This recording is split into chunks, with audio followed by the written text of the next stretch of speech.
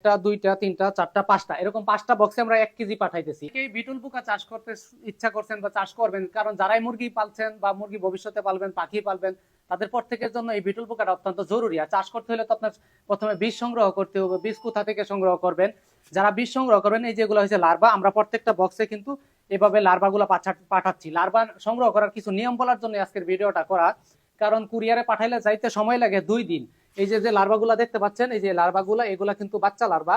আর বীজ লার্ভা যেটা হয়েছে, যেটা নিয়ে আপনারা মাদার করতে পারবেন, এই লার্ভাগুলো এক একটা সাইজ হবে এতটুকু বড়। এগুলো আমি হাতের আঙ্গুলের দিকে নিয়ে দেখাই, দেখেন আমার আঙ্গুলের সমান প্রায়। এইগুলা দিয়ে মাদার তৈরি করতে পারবেন। আর ক্যারি করার যে বিষয়টা, আজকে এই বিষয়টাই আপনাদেরকে তুলে ধরার চেষ্টা করতেছি।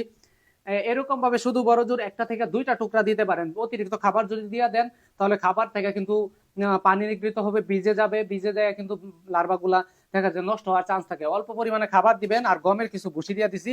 এবং এই বক্সটা কিন্তু চতুর্দিকে, একটু কাছাকাছি আসেন, বক্সটা কিন্তু চতুর্দিকে মানে ফুটা করা আছে, ছিদ্রগুলা দেখা যায়, চতুর্দিকে ছিদ্র করা আছে।